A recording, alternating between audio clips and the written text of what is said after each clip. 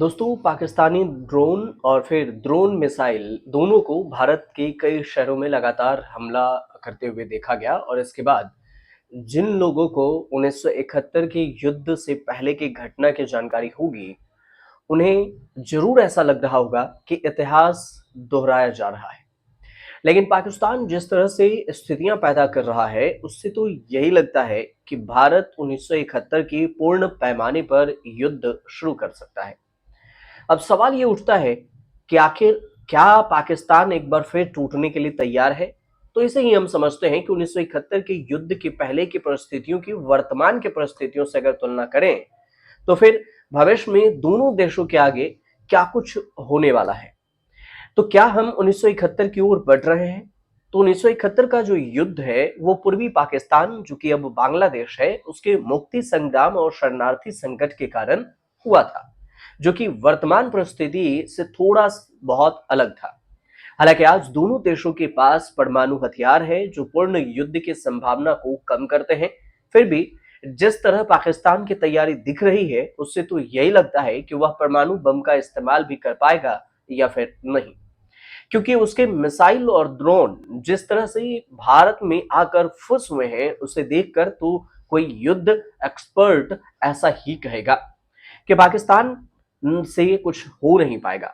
1971 में पूर्वी पाकिस्तान, जो कि अब बांग्लादेश है, उसमें पाकिस्तानी सेना का दमन, बंगाली मुक्ति संग्राम जो मुक्ति वाहिनी है, और भारत में 1 करोड़ शरणार्थी का आना भारत के लिए युद्ध का बहाना था।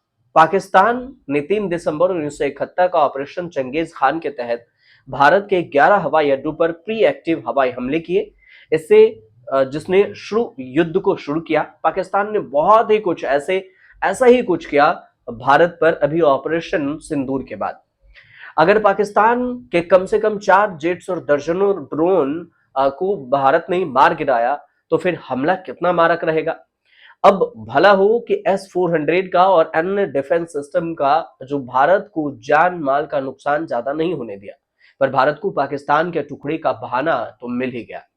अब जैसे 1971 में ऑपरेशन चंगेज के बाद भारत ने बांग्लादेश बनाकर पाकिस्तान को मात दिया था, तो भारत ने पाकिस्तान के ऑपरेशन चंगेज के बाद 13 दिनों में पूर्वी पाकिस्तान में निर्णायक जीत हासिल की और ढाका पर कब्जा कर लिया।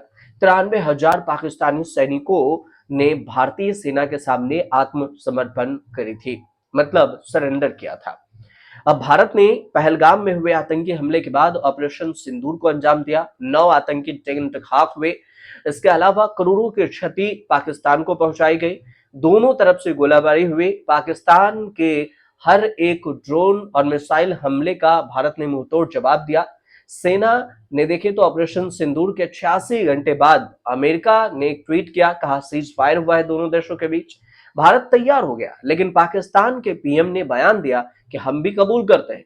बाद में अचानक से 10 मई के शाम को 5 बजे इसका ऐलान होता है और 10 मई की ही शाम 7:30 से 8 बजे तक पाकिस्तान सीज फायर को तोड़ देता है। सीज फायर उल्लंघन करके फायरिंग शुरू कर देता है और पहले से ही भारत की जनता और एक्सपर्ट सोच रहे थे कि आखिर किस दबाव में भारत ने सीज फायर को स्वीकार किया। अब जवाब किसी को नहीं मिला, लेकिन लोग इंदिरा गांधी की हिम्मत को दाद देने लगे और कहने लगे कि 1971 में इंदिरा इतनी हिम्मत मोदी में नहीं, और दबाव में आकर भी ऑपरेशन जो करे और फिर उसको अंजाम तक पहुंचाए। भारत के पास अच्छा मौका था 1971 दोहराने का, क्योंकि इधर पाकिस्तान में बलूचिस्तान अलग होने को तैयार है। पीओके का इंतजार था। पीओके भारत की सीमा से सटा हुआ है, जिससे सैन्य अभियानों के लिए लॉजिस्टिक्स आसान हो सकता है। 1971 की जो पूर्वी पाकिस्तान, जो कि अब बांग्लादेश है, उसकी तुलना में, जो कि भारत से हजारों मील दूर था, पीओके के लिए आसान होता, क्योंकि ये बहुत ही नजदीक है। वैसे शांति प्रिय देश भारत है, पाकिस्तान की तरह तो नहीं जो 20-25 करोड़ की आबादी और 1.25 करोड़ की आबादी को देखने के लिए कई पहलुओं को भी सोचना पड़ता है भारत को। खैर, ये तो बात हुई कि पाकिस्तान की स्थिति और वो कैसे सुधारेगा। लेकिन बात अगर 1971 की करें, तो इंदिरा गांधी पर जो दबाव था उसकी चर्चा हो रही है।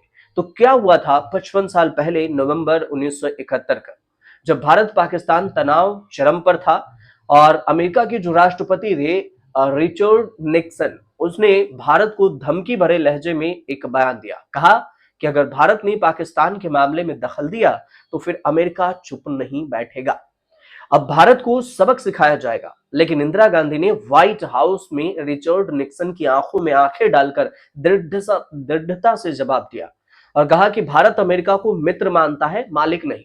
भारत अपनी तकदीर खुद लिखने में सक्षम है और हम जानते हैं कि हालात के अनुसार किससे कैसे निपटना है।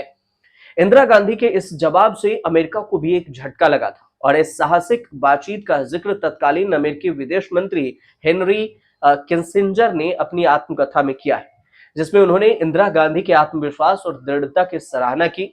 1971 की यह घटना भारत आज भी भारत की कूटनीतिक क्षमता और आत्मसम्मान के प्रतीक मानी जाती है।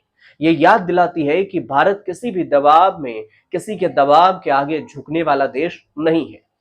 लेकिन 1971 में जब पूर्वी पाकिस्तान से बड़ी संख्या में शरणार्थी वहां की सेना के दमन चक्र के कारण भारत पहुंचने लगे असम के रास्ते, तो इंदिरा गांधी ने संकेत दे दिए थे कि इसे चुपचाप नहीं देख सकती है। जब इस मामले की बातचीत के लिए वो अमेरिका पहुंची तो तत्कालीन अमेरिकी प्रेसिडेंट रिचर्ड निक्सन ने एक तरह से उन्हें दबाव लेने की कोशिश की, लेकिन अपमानजनक व्यवहार भी किया, धमकी भी दी कि अगर भारत ने पूर्वी पाकिस्तान की ओर अपने सैनिक भेजने की हिम्मत की तो फिर ये भारत के लिए बहुत बुरा होगा। लेकिन इस धमकी से अच्छे खासे देश के राष्ट्र प्रमुखों को पसीना आ जाता, लेकिन इंदिरा गांधी तो अलग ही मिट्टी के बनी थी। उन्होंने अमेरिकी धमकी का मुंहतोड़ जवाब दिया और अमेरिका है उसको खामोश होना पड़ा। उल्टे जो प्रेसिडेंट रिचर्ड निक्सन है उसकी गद्दी आगे चलकर चली गई। अब फिर आखिर तक कैसे इंदिरा गांधी ने अमेरिका को चुनौती देकर बांग्लादेश में न केवल सेना भेजी बल्कि उसे पाकिस्तान को तोड़कर आजाद भी देश बनवा दिया पाकिस्तान से अलग। 1971 में बांग्लादेश में मुक्ति संग्राम चल रहा था और पाकिस्तान की सेना बुरी तरह से पूर्वी पाकिस्तान कहे जाने वाले इस इलाके में दमन चक्र सेना को चलाकर कत्लेआम कर रही थी, जो सेना थी पाकिस्तानी। और भारत पर असर इसलिए पड़ रहा था क्योंकि बड़ी संख्या में शरणार्थी सीमा पार करके असम के रास्ते आने लगे भारत, और इससे भारत के सामने उन्हें ठहराने और भोजन देने का संकट खड़ा हो गया। अब जाहिर सी बात है कि पूर्वी पाकिस्तान में जो कुछ भी हो रहा था उसका असर भारत पर भी पड़ रहा था और इसके लिए भारत चिंतित था। इंदिरा गांधी की सरकार थी, भारत इससे चिंतित था, लेकिन अमेरिका ने भारत को धमकी दी थी कि वो केवल चुपचाप रहे और कुछ भी करने की जरूरत नहीं है, क्योंकि तब पाकिस्तान अमेरिका के लाडले देशों में से एक था। और इसी वजह से जब इंदिरा गांधी वाशिंगटन पहुंची तो उसके साथ अच्छा व्यवहार नहीं हुआ। इंदिरा एक झटके में ही वहां से उठी और फिर निकल गई। किसिंजर ने भारत को गंदा और अहंकारी देश बताया था। नतीजा ये निकला कि इंदिरा गांधी की निडरता और एक्शन ने 26 मार्च 1971 को बांग्लादेश एक अलग देश बना दिया, पाकिस्तान के दो टुकड़े कर दिए। और अब कुछ ऐसी ही स्थिति भारत के साथ पाकिस्तान फिर से कर रहा है। अमेरिका बातचीत के लिए भारत को बोल रहा है और उधर पाकिस्तान सीज फायर का उल्लंघन कर रहा है।